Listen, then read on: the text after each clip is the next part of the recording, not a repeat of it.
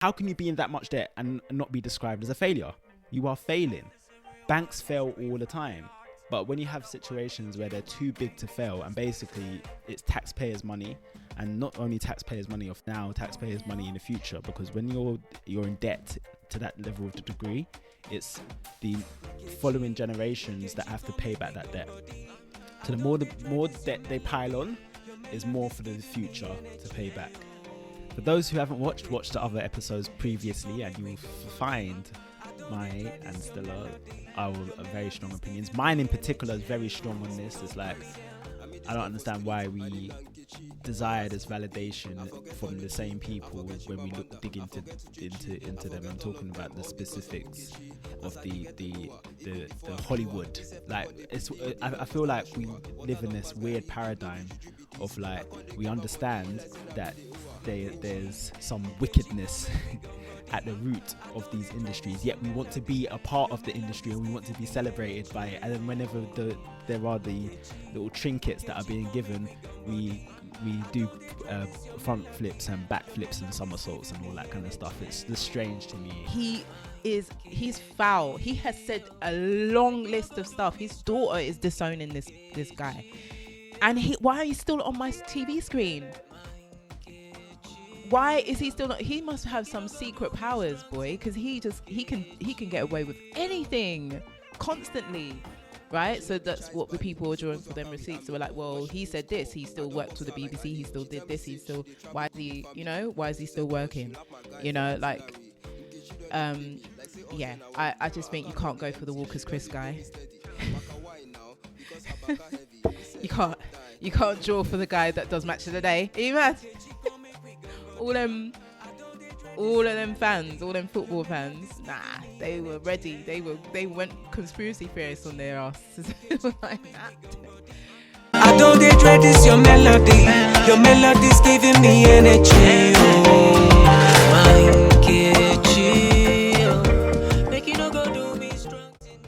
Greetings and welcome to Out of Noise with your host Stella B and Nat Nye. This is the show where we bring our piece to the mic, and we welcome you back frequently to tune into our frequency. Welcome back, family. It's so good to have you back on this day. That's right, it is. So what's trending for the week, Stella B?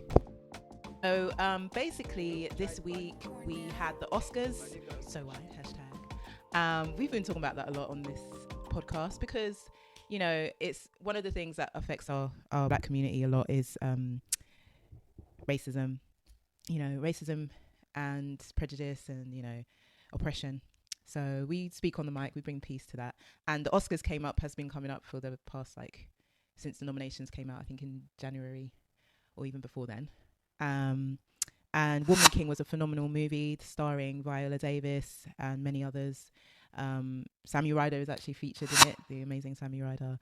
And it didn't get any nominations. It was snubbed. Wakanda Forever also, Angela Bassett was snubbed to getting the Best Supporting Actress role. So she's never won an Oscar. She's been in the game for 30 years, I believe.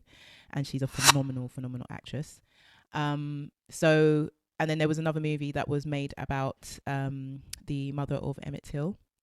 The movie's called Till, and it's by a Nigerian director. And that also had no, not a drop of attention put upon it. So the Oscars is a problem for our people. So that's been trending this week.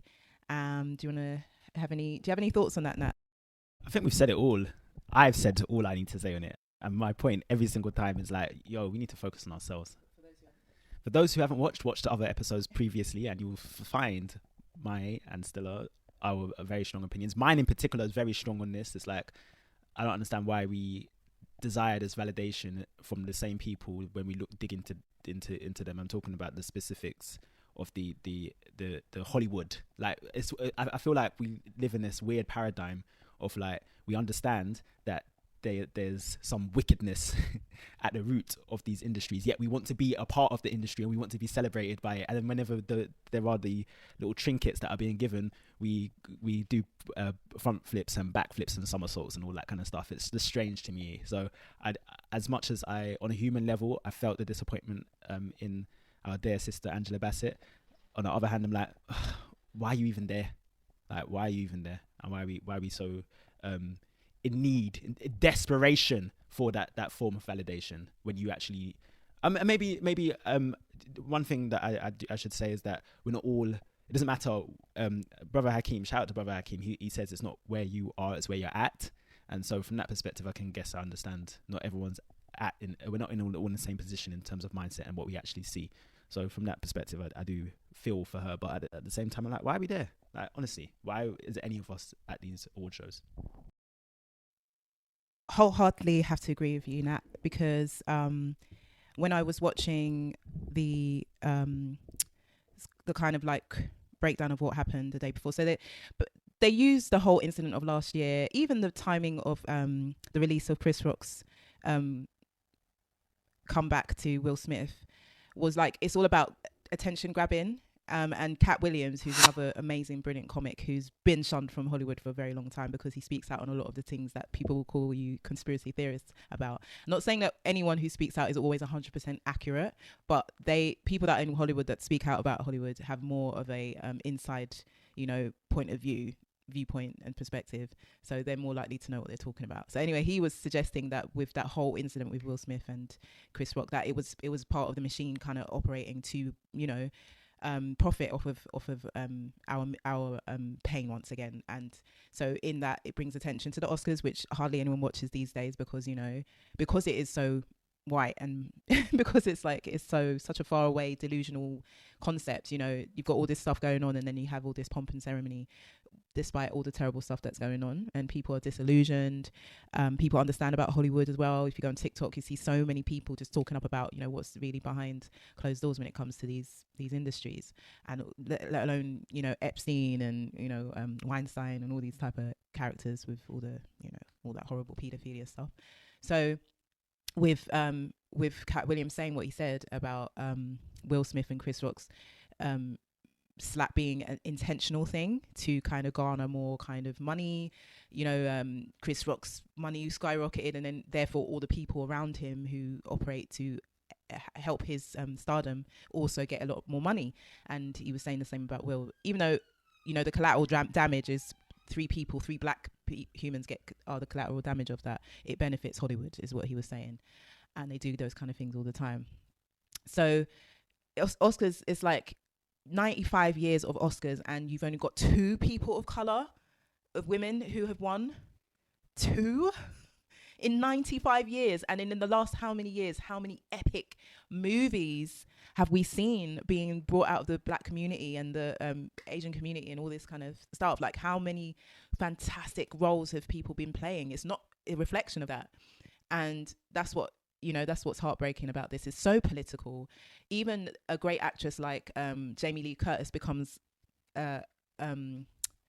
collateral damage in that now it's like we're going to question whose acting was better, like, because really and truly, okay, pitted against Angela Bassett in terms of the role in Wakanda Forever, again, it's like, but then even within the Everything Everywhere All at Once movie, the other was it not leading role, so the leading role was Michelle Yeoh, she won, and the other supporting actress was actually another character who was Asian. So it's clearly a political win for Jamie Lee Curtis, unfortunately, because that's how this thing works. 2 Asian winners in one year. No, we can only have one at a time. It's literally a numbers game like that. So that whole thing is got to be understood for what it is. It was birthed to uphold white supremacy, because that's the power of movies. That is the power of film. That is the power of that whole community, is to uphold a certain impression about America and about whiteness to the world. So anything that is combats that is just they're not going to let that, maybe for another 100 years. Another 100 years. Yeah. Yeah. Why do we even want to be a part of that? That's my same said question. Why? Like, when you know the roots of where it come from, exactly what you said, Stella. It's just not going to change. It is what it is. Why do you want to be a part of it? Okay, so the other trending thing is, for those of you interested in finance, we're not going to go in detail about it, but this is the other thing that's trending. So I don't know if you realize that there's a lot of things crumbling around us when it comes to the world of finance and banking. And you might be aware or not aware about the cryptocurrency. We did an episode where we talked about when FTX exchange actually fell, crashed, blew up, obliterated, and Sam Bankman-Fried was the big monster behind it. But actually there's a whole lot of stuff going on there. So what's been happening with Credit Suisse? So first of all, it was Silicon Valley Bank. That was the first one that basically was in serious turmoil, and HSBC basically bought it out for £1, I think, with the Bank of England involved, so the UK branch of it. And basically SVB is basically a bank for the tech industry, so it's quite important. But yeah, they messed up and they had to be bailed out. And then Credit Suisse, another bank as well. By the term Swiss, you can gauge that it's based in Switzerland. They have been a long-standing bank, and yeah, they've hit turmoil and they've had to be bailed out as well. Too big to fail is the terminology that is being used, being thrown around. And the finance, you were like, whoever's interested. I'm like, everyone should be interested when it comes to the banks and the financial world, because basically 99% of us rely on money to be able to live. So we should be interested, and the fact is that they throw so many distractions, so many of these stories. We're going through trending topics right now, and we're having to do that because it increases our reach, it increases our ability to connect with people, so then we can talk on real subjects. But the whole point is that you're bombarded with quote unquote trending topics, or whatever the media decides that must be the agenda of the day or the week or the month or whatnot. And it takes our eye away from something that is really important, something that we're not educated at all at. Actually, you remember? What did you study in terms of finances at school? Can't recall.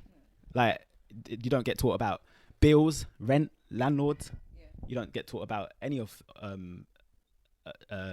to have a mortgage. You're not taught about anything to taxes. You're not taught anything.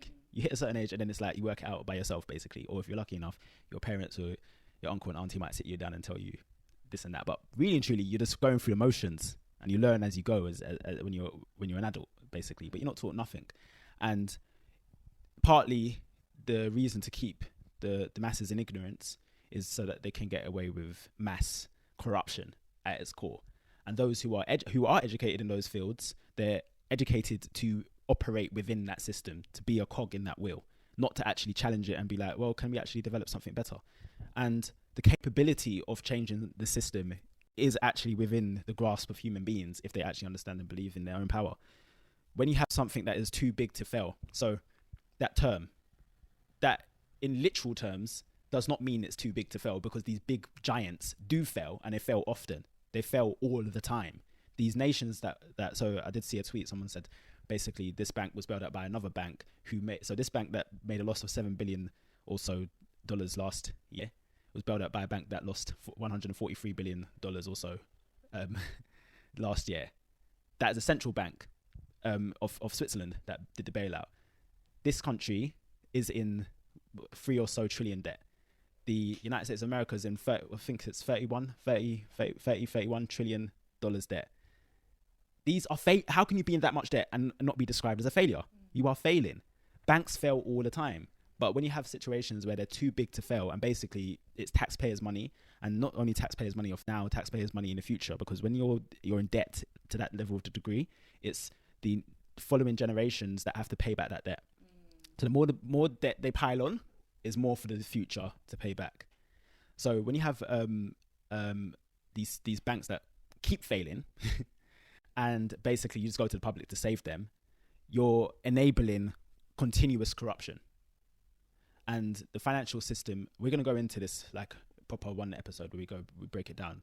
And actually, when we do come off our trending topics, it would be good for us to have a guest on and we can really go in and break this down, because this is actually one of the most important things in life, to understand the currency, the flow of energy, which is represented by this thing called money, and our values as human beings, and what is valuable to what is not, and who decides the value of these different things and activities and human output. And in the midst of tech rising and taking and eating up various different jobs, deeming human beings surplus to requirements. The other thing that was trending actually is that the government released their budget. I haven't gone into it, but one of the things is that basically people who are on universal credit, they're going to be having stronger, stricter sanctions if they do not quote unquote cooperate by the virtue of what the government thinks they should be doing. And one of the things that came out of that is that actually that causes more harm than good. And it's the mindset of this society is that you punish people to do good. When you actually look at it from even young children or children, teenagers, whatever, the more and more you punish them in the way that this society does it, the worse they actually behave. So someone on the benefits, generally speaking, the majority of people on benefits are actually working. And the more they get punished, the worse their life becomes. Some people commit suicide as a result of it. So it's very, very, very serious. So when you have a mindset of like punishing those who don't have, but bailing out those who do have, you have a society that is extremely unequal and quite toxic actually at its very, very core. So the only other thing I really want to say on this is that, yes, the answer is to look into alternatives and think in an empowered way. And the repercussions that this financial system has on us as a people now is even greater, because basically the fiat system is backed by nothing. The money is backed by nothing. Fiat is what we're using currently. What is fiat? Fiat is basically the system that we're currently using. It's backed by nothing. It's backed by nothing but a few calculations of those who basically run the central banks of United States of America, and here in the UK, the Bank of England, the European Central Bank in Europe, essentially. But the world currency is backed by the US dollar, and the US dollar is backed by nothing, literally nothing. It used to be gold, but it changed over in the 70s under Richard Nixon. And yeah, there's a lot to that. So when it comes to the fiat system, it's based upon the military might of the United States, and it's based upon the innovation. But when you actually lift up the covers or whatnot, you dig deeper and deeper and deeper, you find actually what innovation? And when there is innovation, what is that innovation actually reliant on? It's reliant on the resources. Where are those resources coming from? Coming from the so-called third world. It's coming from really Africa. When you look at the tech industry, it's coming from Africa. The minerals that are taken from there. So they're exchanging that for pittance, in terms of pittance of fake money that is backed by nothing. They're exchanging it with real resources, and they're able to empower and build up these societies at a cut price. But it's fake money anyway. It's literally fake money, and this is how they're able to manipulate things. So if they give them fake money on debt and in forms of aid and all that kind of stuff to enable to basically access the resources, when these countries are in debt or fail on their repayments or whatever, they're in perpetual debt, and they can be in debt of like a few billion in comparison, and then they have to be destitution. Whereas you can be 30 odd trillion in debt and continue to print money. That is what we see as mass manipulation and pure corruption. It doesn't, the maths ain't mathing. That's basically what we're seeing here. So basically, when it's all said and done, the term too big to fail is a huge issue, and we see it in the banking industry, but it filters down into every industry, in every area. There are certain characters, individuals that are deemed too big to fail. A royal family member, too big to fail. For example, certain people fail up. Piers Morgan fails up. He messes up and he gets promoted.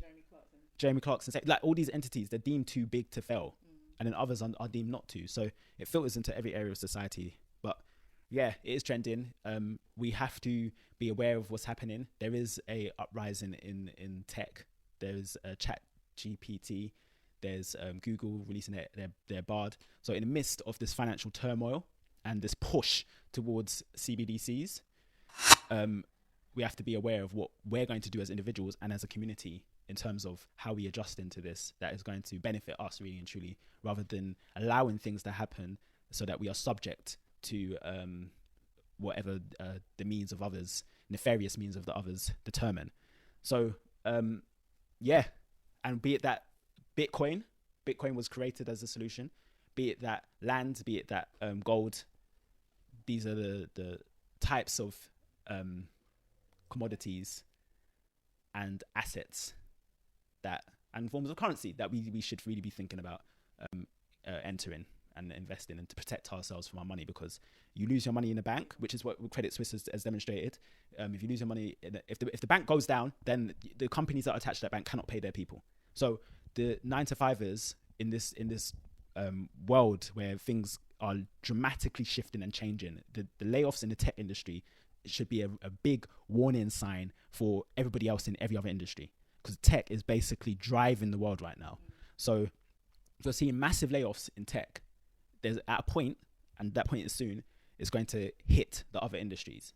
So those people who were secure yesterday in their 9-to-5, getting your monthly check, or you're getting your monthly pay every single month, you have to be looking at how you're going to protect yourself in this situation, because you don't want to be in a situation where out of nowhere, because that's how it is, out of nowhere, people who are working for a company that was attached to Credit Suisse, they're not thinking that Credit Suisse is in any form of trouble. It literally can happen like that. And then now they're in a situation where their money is in a precarious position. And there's only so many times where they're going to be in positions to bail out. So when the AI is taken over and deeming people surplus to requirements, they're even becoming vulnerable in that sense as well. So that's all said and done. This, keep your eyes really, if your eyes are on trending topics or you're being drawn into something, be it in the financial world, keep your eye on what's happening in the financial world. It's very important. Yes, very important. I think we'll leave some information as well to help people sort of navigate through what alternatives they can look into for investing and building wealth creation, and ensuring, that in a time of, turmoil, that your family and everybody is okay. There are ways to do it, and we're currently working on our ways as well. So yeah, very sobering. And the last thing, there's so much to talk about, but the last trending subject I want to mention is the whole incident with Gary Lineker. Last week he tweeted in a response to legislation that was being pushed through by the Conservative Party, and he compared the legislation to the Nazi German times. I don't know the exact tweet. He's saying rhetoric. He's saying compared the rhetoric to 1930s rhetoric. Yeah, and basically what he's saying is it's propaganda, and this has happened before. Remember when David Cameron was comparing human beings to cockroaches, and you had all of that kind of stuff. We've had this for a good 10 years or so. This kind of demonizing and othering and dehumanizing of people seeking refuge, and even that goes in layers. We're African, so we talk about our African people because no one else does. And so all these people that want to speak out, who have a platform, so people like Gary Lineker, he has the right to talk about it, and he did. He tweeted, and the BBC tried to punish him, and there was a demonstration because all his buddies, they were like, well, if you're gonna reprimand him, we're not gonna come on Match of the Day. We're not gonna do it. They supported him, and a lot of people have power. There's power in the people, and there's so many demonstrations of this. So when Michael Jackson was falsely accused 10 years after his death, again via a documentary that was released, that was just complete lies, and it got proven again. A lot of the fan base were bringing out the receipts, like a lot of the huge global fan base, and I'm talking about people that actually have access, so people that could get information. Like there's even FBI were following Michael Jackson for 10 years. They were investigating this man for 10 years, and a lot of stars in America have been investigated and spied upon by the FBI, and I know it happens in this country with the MI6 or MI5 or whatever as well, like Stephen Lawrence mum, Dorian Lawrence, the Lawrences as well. They get tapped. Basically, he was followed for 10 years. They investigated him for 10 years. They found no evidence of the paedophilia, the lie that that was put upon his name. So 10 years after his death, that horrible documentary was disgusting. I never watched it. People told me about it. I was just like, and it was just to discredit his name. They will do that, but the power in the people bringing out the receipts, we cannot underestimate that. We can't underestimate. People draw for the receipts. So people were drawing for the receipts with Gary Lineker because of the complete hypocrisy. How come when he was talking about the rights, the gay rights lacking in the Qatar games, the World Cup. Okay, he was fine to have a political opinion. That was okay. And BBC backed him. There was no problem. But when he is gunning for the government here and saying, you know, this, what you're doing is wrong, and these are the reasons why you're dehumanizing people, now it's a problem. Now we're going to reprimand you. Now we're going to do this, that, because it's this country. And Ian Barnes was actually making that same point on John Barnes, sorry. John Barnes was making that same point. Big up to John Barnes, because he's been really succinct. Whenever they draw for John Barnes, you can relax as a Pan-African, because he's going to say the right things. Okay, lately he's been on it. Like, he's very succinct with these points, and he's very he's good. He's a good one that they have to let on every now and then. And even when the news reporter wants to try and catch him out and be like, oh well, there's a job for you now, John. He's like, no, like, it's not about that. You know, it's about the truth essentially, and that's what's the most important thing. So people drew for the receipts. They were drawing up like Jeremy Clarkson saying all sorts of horrible stuff. How many times? So years before he did what he did with Meghan Markle, he had said some disgusting stuff, and he's still working.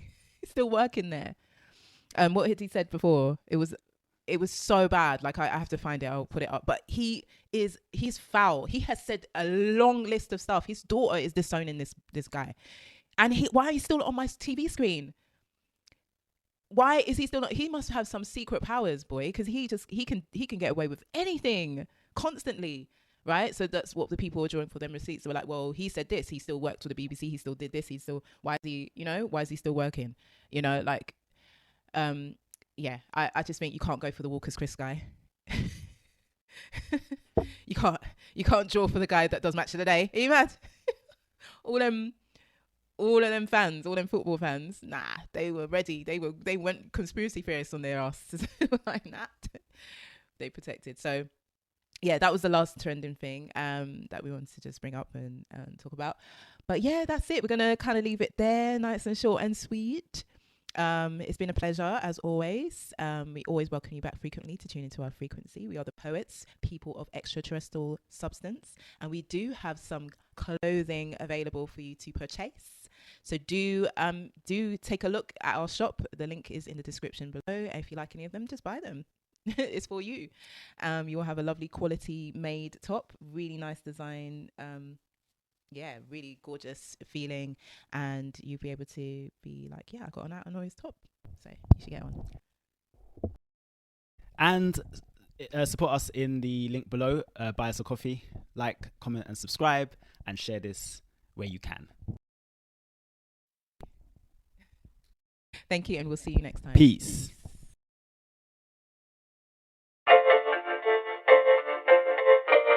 They are the kindest, most sincere people I've ever been around, ever.